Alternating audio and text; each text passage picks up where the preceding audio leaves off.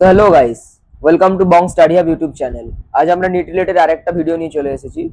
So আজকের ভিডিওটাতে আমরা মেনলি ডিসকাস করতে চলেছি যে যারা এখন 12 স্টার্টিং স্টুডেন্ট রয়েছিস তারা এইচএস এর সঙ্গে নিটটাকে কিভাবে ম্যানেজ করবি, মানে এইচএস চলার সঙ্গে সঙ্গে নিটটাকে কিভাবে পড়বি যাতে তোরা নিট আর এইচএস দুটোতেই ভালো র্যাঙ্ক করতে পারিস, দুটোতেই তোরা ক্র্যাক করতে পারিস ইজিলি। সো এটা নিয়েই কথা বলতে চলেছি। সো স্টার্ট করা যাক। আমার নাম Bitan, currently third year MBBS student, medical college Kolkata. And আমিও ফার্স্ট অ্যাটেম্পটে নিট পেয়েছিলাম 2023-এ। আমার এইচএস এর মার্কস ছিল 95.6% অ্যান্ড আমার নিটের স্কোর ছিল 638। সো আজকে আমরা এটা নিয়ে মিলে ডিসকাস করবো যে আমি কিভাবে পড়েছিলাম অ্যান্ড কিভাবে তোদের পড়া উচিত যাতে তোরা নিটের সঙ্গে সঙ্গে এইচএসটাকে ইজিলি ম্যানেজ করতে পারিস অ্যান্ড দুটোতে কোনো প্রবলেম না হয়। সো স্টার্ট করা যাক। এবারে সাবজেক্ট ওয়াইজ অ্যাপ্রোচ যদি বলি, সবার ফার্স্টে যে ক্লাস 12 স্টুডেন্টের জন্য ফার্স্টে ফিজিক্স তোরা কিভাবে পড়বি। দেখ, এখন তোদের চলছে অক্টোবর মাস, তোদের এইচএস এর যে থার্ড সেম এই জাস্ট কমপ্লিট হয়েছে অ্যান্ড ফোর্থ সেম এইচএস এর রয়েছে তোদের অ্যাপ্রক্স মার্চের দিকেই হবে, হয়তো ফেব্রুয়ারি এন্ড মার্চের ফার্স্টের দিকেই হতে চলেছে। সো তোরা যেভাবে পড়বি মেনলি, এখন তোদের মধ্যে অনেকেরই ডাউট রয়েছে যে এখন অনেকের 11-এর ফিজিক্সের ব্যাকলগ রয়েছে, 11-এর কিছু চ্যাপ্টার রয়েছে যেগুলো হয়তো তোরা অনেকটা ভুলে গিয়ে থাকতে পারিস, 12-এর কিছু কিছু চ্যাপ্টার নিয়ে তোদের মধ্যে ডাউট রয়েছে যেগুলো আমার এখন আন্ডার প্রিপেয়ার্ড রয়েছে। তো তোরা কি করবি? দেখ, ফার্স্টে দেখ, এখন চলছে অক্টোবর মাস শুরু হতে চলেছে। সো তোদের যেটা সব থেকে আগে করা উচিত, পুরো অক্টোবর মাসটা অ্যান্ড নভেম্বরের 15 দিন পর্যন্ত, প্রায় 15 থেকে 20 দিন পর্যন্ত টাইম দিতে পারিস তোরা। এই টাইমের মধ্যে তোরা 12টা পুরো কমপ্লিট করে নিতে পারিস। টোটালি 12-এর পুরো সিলেবাসটা ভালোভাবে কমপ্লিট করে নিলি। যে যে প্রবলেম রয়েছে, যে চ্যাপ্টার গুলো মনে হচ্ছে এক্সট্রা পড়া উচিত, সেই প্রবলেম গুলো করলি, সেই চ্যাপ্টার গুলো ভালো করে পড়বি, সেগুলোর এমসিকিউ প্র্যাকটিস করবি। অক্টোবরের মধ্যে সম্পূর্ণ পড়াটা কমপ্লিট করে নিস অ্যান্ড নভেম্বরে তোরা মক টেস্ট দিতে পারিস অ্যান্ড এমসিকিউ প্র্যাকটিস করতে পারিস। আমি নিট ওরিয়েন্টেডই বলছি, এইচএস এর জন্য আলাদা করে বলছি না। এখন নভেম্বর 10, 15 দিন, 20 দিন পর্যন্ত তোরা এটা করলি। দেন তারপরে নভেম্বরের যে এক্সট্রা 10 দিন রয়েছে সেটা অ্যান্ড ডিসেম্বর মাস পুরোটা, চাইলে জানুয়ারি 5-7 দিন টাইম দিতে পারিস 11-এর জন্য। যে 11-এর ব্যাকলগ গুলো রয়েছে, 11-এর যে চ্যাপ্টার গুলো তোদের মনে হচ্ছে এখন আন্ডার প্রিপেয়ার, যে চ্যাপ্টার গুলো নিয়ে কনফিডেন্ট নোস তোরা, সেই চ্যাপ্টার গুলো আবার রিভাইজ করবি। ওই চ্যাপ্টার থেকে এমসিকিউ প্র্যাকটিস করবি, ওই চ্যাপ্টার গুলোকে মক টেস্ট দিবি, ওই চ্যাপ্টার গুলোর এনসিআরটির কিছু জিনিস দরকার পড়লে সেগুলো পড়বি অ্যান্ড নিট ওরিয়েন্টেড পড়াশোনা কমপ্লিট করবি। এতে তোদের জানুয়ারির মধ্যে 11 আর 12-এর ফিজিক্সের পুরো সিলেবাসটা কমপ্লিট হয়ে যাবে। এরপরে যদি বলি কেমিস্ট্রি, কেমিস্ট্রি কিভাবে পড়বি। কেমিস্ট্রি দেখ, ক্লাস 12 বা ক্লাস 11 যাই হোক না কেন, ইনঅর্গানিকের জন্য এনসিআরটি যথেষ্ট। এনসিআরটি থেকে ইনঅর্গানিক পড়লে সেটা এইচএস এর জন্য হয়ে যায়। এইচএস এর জন্য কিছু এক্সট্রা কোশ্চেন লাগে, সেগুলো প্রিভিয়াস ইয়ার কোশ্চেন থেকে তোরা দেখতে পারিস। তা না হলে কিন্তু এনসিআরটিটাই মেনলি এনাফ হয়ে যায় ইনঅর্গানিক কেমিস্ট্রির জন্য। অর্গানিকের জন্য তোদের নিটের জন্য এনসিআরটি যথেষ্ট, কিন্তু এইচএস এর জন্য তোদেরকে এক্সট্রা পড়তে হয়, সেটা ছায়া প্রকাশনী হোক বা অন্য কোনো বই হোক। যদি বাংলা মিডিয়াম হোস তোরা, তাহলে তোরা অবশ্যই ছায়া প্রকাশনীর বই ফলো করবি। সো সেটা যে বই থেকেই তোরা পড়িস না কেন, কিছু কিছু এক্সট্রা অর্গানিকের রিয়াকশন দরকার হয়, কিছু কিছু রিয়াকশন মেকানিজম দরকার হয় এইচএস এর জন্য, সেটা তোরা লাস্টে পড়তে পারিস। এবারে 11-এর যে ব্যাকলগ গুলো রয়েছে, 11-এর যে চ্যাপ্টার গুলোতে প্রবলেম রয়েছে, যদি জিওসিতে প্রবলেম থাকে, ইকুইলিব্রিয়ামে প্রবলেম থাকে, থার্মোডাইনামিক্স এর প্রবলেম থাকে, কেমিক্যাল বন্ডিং এ কারো কারো প্রবলেম থাকতে পারে, এই চ্যাপ্টার গুলো যদি প্রবলেম আসে, সেগুলো তোরা ডিসেম্বর থেকে জানুয়ারির ফার্স্ট থেকে সেকেন্ড উইকের মধ্যে কমপ্লিট করবি। অ্যান্ড প্রত্যেকটা সাবজেক্টের জন্যই একটা চ্যাপ্টার কমপ্লিট হওয়ার পরে ওই চ্যাপ্টার থেকে 60-70টা করে এমসিকিউ, অ্যাটলিস্ট 30 থেকে 40টা এমসিকিউ তোদেরকে করতেই হবে। তা না হলে কিন্তু ওই চ্যাপ্টারটাতে তোরা ইনডেপথে পারবি না কমপ্লিট করে উঠতে। সো কেমিস্ট্রির জন্য সেম কথাই বলবো, জানুয়ারির মধ্যে সমস্ত সাবজেক্টের সিলেবাস তোরা কমপ্লিট কর। বায়োর জন্য সেম বলবো, বায়োতে তোরা এনসিআরটি পড় এখন, বিকজ এনসিআরটির বায়োলজি পড়লে অনেকটা ডিটেলসে পড়া হয়ে যায়।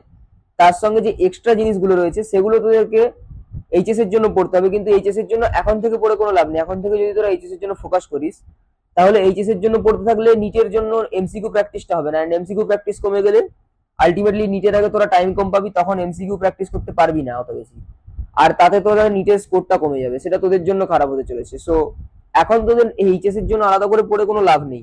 জানুয়ারি পর্যন্ত আমি বলবো ফিজিক্স, কেমিস্ট্রি, বায়োলজি তিনটে সাবজেক্টেই নিট ওরিয়েন্টেড পড়াশোনা কর। নিটের জন্য পড়, এনসিআরটি থেকে পড়, যেগুলো কনসেপচুয়াল প্রবলেম রয়েছে সেগুলো অন্য জায়গা থেকে সলভ কর, প্রত্যেক চ্যাপ্টার হওয়ার পরে এমসিকিউ প্র্যাকটিস কর। পার্ট সিলেবাস বা ফুল সিলেবাস দু ধরনের মক টেস্ট অ্যাভেলেবেল থাকে বিভিন্ন জায়গায়, যারা যেখানে জয়েন করেছিস কোচিং, সেখানে তোরা ফুল সিলেবাস বা পার্ট সিলেবাস মক টেস্ট দে। অ্যান্ড জানুয়ারির মধ্যে নিটের সিলেবাসটা খুব ভালো করে কমপ্লিট করে নে, যাতে পরে এই প্রবলেমটা না আসে। এবার সেকেন্ডলি যদি বলি এইচএস এর জন্য আমার কবে থেকে পড়া উচিত, যদি তোদের মার্চ মাসে এইচএস হয়, মার্চের ফার্স্ট উইকে, আমি বলবো 1 মাস তোদের জন্য এনাফ টাইম, বিকজ 1 মাসের বেশি এইচএস এর জন্য পড়তে লাগে না। আমি নিজের পার্সোনালি বলছি, আমি 20 থেকে 21 দিনের জন্য শুধু এইচএস এর জন্য পড়েছিলাম, বিকজ এইচএস এ তোদের ফিজিক্সের যে ফর্মুলা রয়েছে তার অনেক ডেরিভেশন থাকে, কেমিস্ট্রিতে রিয়াকশন মেকানিজম থাকে, ডেসক্রিপটিভ থাকে, তার সঙ্গে অনেক থিওরি কোশ্চেনের অ্যান্সার লেখার জন্য তোদেরকে আলাদা করে পড়তে হয়। শুধু এনসিআরটি পড়ে থিওরি কোশ্চেনের অ্যান্সার লেখা পসিবল নয়। সো সেটার জন্য তোদেরকে এনসিআরটির বাইরেও পড়তে হবে। অ্যান্ড সেটা তোরা কবে স্টার্ট করবি? আই থিঙ্ক জানুয়ারির লাস্ট উইক অর ফেব্রুয়ারি। এখন থেকে তোরা যদি ওই টাইম থেকে স্টার্ট করিস তাহলে তোদের হাতে প্রায় 20 থেকে 22 দিন টাইম থাকবে ফেব্রুয়ারি মাসে। অ্যান্ড জানুয়ারির লাস্ট উইকে স্টার্ট করলে ওখানে 7 দিন, টোটাল প্রায় 1 মাস টাইম তোরা পাবি। অ্যান্ড সেই 1 মাস টাইম আই থিঙ্ক তোদের জন্য এনাফ হতে চলেছে এইচএস এর পড়ার জন্য। এবার যদি বলি এইচএস এ কিভাবে পড়বি, দেখ সবার ফার্স্টে যদি বলি, যে চ্যাপ্টার গুলো তুই এনসিআরটি থেকে বায়োলজির অলরেডি পড়েছিস বা কেমিস্ট্রির অলরেডি পড়েছিস বা ফিজিক্সের অলরেডি পড়ে রেখেছিস, যদি ওই চ্যাপ্টার গুলো তোর খুব ক্লিয়ার থাকে অ্যান্ড তোর ওই চ্যাপ্টার গুলো কনসেপ্ট ক্লিয়ার থাকে, তাহলে তোকে আলাদা করে এইচএস ওরিয়েন্টেড এক্সট্রা পড়ার কোনো দরকার নেই। এটাই আমি সাজেস্ট করব। কেমিস্ট্রির ক্ষেত্রেও সেটাই বলবো, যদি অর্গানিকের জিনিস তুই অলরেডি এনসিআরটি থেকে বুঝে গিয়ে থাকিস অথবা নিটের জন্য তোর খুব ভালো করে প্রিপেয়ার হয়ে গিয়ে থাকে, তুই সেই সেম অ্যান্সার গুলো এইচএসেও লিখে আসতে পারিস। ধর তোকে একটা কোশ্চেন দিয়েছে, যে কোশ্চেনটার তুই ডেসক্রিপটিভ অ্যান্সার খুব বেশি জানিস না, অল্প জানিস, সেই জিনিসগুলো তোকে আলাদা করে এইচএস এর বই থেকে পড়তে হবে। বায়োলজির যেমন কিছু ডেফিনেশন থাকে, কিছু লং কোশ্চেন থাকে, কিছু কিছু ডেসক্রিপটিভ অ্যান্সার টাইপ কোশ্চেন থাকে, সেই কোশ্চেনগুলোর জন্য তোকে অবশ্যই আলাদা করে পড়তে হবে। বাট যে চ্যাপ্টারগুলো তুই এনসিআরটি থেকে পড়েছিস, যেমন ধর জেনেটিক্স এর চ্যাপ্টার, যেমন ধর মরফোলজির কোনো কোশ্চেন তোকে দিল এইচএস এ যদি এমসিকিউ আসে, অথবা জেনেটিক্স এর যদি কোনো লং কোশ্চেন আসে, যেমন মেন্ডেলের যদি কিছু কোশ্চেন আসে মেন্ডেলের উপরে, বায়োটেকনোলজির প্রসেসের উপর যদি কোনো কোশ্চেন আসে, বায়োটেকনোলজি এক্সাম্পল ওরিয়েন্টেড কোনো কোশ্চেন আসে, ইকোলজি থেকে কোনো কোশ্চেন আসে, এগুলো যেগুলো তুই এনসিআরটি তে অলরেডি পড়েছিস, সেই জিনিসগুলো কিন্তু তোকে আলাদা করে এইচএস এর বই থেকে পড়ার দরকার পড়বে না। যেগুলো এনসিআরটি তে পড়েছিস তুই সেগুলোই লিখে আসতে পারিস, ওগুলো কোনো ভুল নয়। যদি তোদের এক্সট্রা কিছু জানার দরকার হয় দেন তোরা অন্য বই ফলো করতে পারিস, কিন্তু আই থিঙ্ক এনসিআরটি তে যতটা রয়েছে এনসিআরটির বাইরে খুব বেশি পড়ার দরকার লাগে না, বায়োলজির ক্ষেত্রে অ্যাটলিস্ট। তো বায়োলজিতে এটাই সাজেস্ট করবো যে এনসিআরটিটা তোদের যদি খুব ভালো করে রেডি হয়ে গিয়ে থাকে তাহলে তোরা এইচএস এর জন্য 60-70% অলরেডি প্রিপেয়ার আছিস। বাকি যেটুকু প্রিপারেশনের দরকার রয়েছে সেই জিনিসগুলো তোরা এক্সট্রা আলাদা বই থেকে পড়তে পারিস। এবার বলো ফিজিক্সের কথা। ফিজিক্সে দেখ, ফিজিক্সে তোদের ডেসক্রিপটিভ টাইপ কোশ্চেন তো থাকে না, বাট ডেরিভেশন প্রচুর থাকে। 12 এর এইচএস এ মেনলি ডেরিভেশন দেয়, রে অপটিক্স এর থেকে ডেরিভেশন থাকে, অথবা ইলেকট্রিসিটি কারেন্টের কোশ্চেন থেকে ডেরিভেশন থাকে, ইলেকট্রোস্ট্যাটিক্স এর কোশ্চেনে ডেরিভেশন থাকে, ইলেকট্রোম্যাগনেটিক ইন্ডাকশনের বিভিন্ন কোশ্চেনে ডেরিভেশন থাকে। এই ডেরিভেশন গুলো তোকে অবশ্যই পড়তে হবে, এন্ড এগুলো এনসিআরটি তে পাবি না, অথবা এনসিআরটি তে পড়াটা বেনিফিশিয়াল হবে না। আই থিঙ্ক তোদের এগুলো এনসিআরটির বাইরে আলাদা করে এইচএস এর বই থেকে পড়তে হবে। সেটা ছায়া প্রকাশনী হোক বা সাঁতরা হোক বা যে কোনো বই থেকে, তোরা যে বই ফলো করিস সেই বই থেকে পড়বি, কিন্তু এই ডেরিভেশন গুলো অবশ্যই পড়ে যেতে হবে, বিকজ এইচএস এ 1 থেকে 2টো ডেরিভেশন বা তার বেশি ডেরিভেশনও আসতে পারে। এন্ড তার সঙ্গে তোদেরকে প্রিভিয়াস ইয়ার কোশ্চেন থেকে যে সমস্ত থিওরি কোশ্চেন গুলো এসছে সেগুলো ভালো করে দেখে যাস, বিকজ ওই রিলেটেড থিওরি কোশ্চেন হুবহু সেম কোশ্চেন না এলেও ওই রিলেটেড থিওরি কোশ্চেন কিন্তু তোদের আসতেই পারে। এন্ড থিওরি কোশ্চেন লেখার জন্য তোদেরকে আলাদা করে পড়তে হবে। এনসিআরটি থেকে থিওরি কোশ্চেন খুব ভালো করে লিখতে তোরা পারবি না, বিকজ এনসিআরটি তে অত ভালো ডিসক্রিপশন নেই।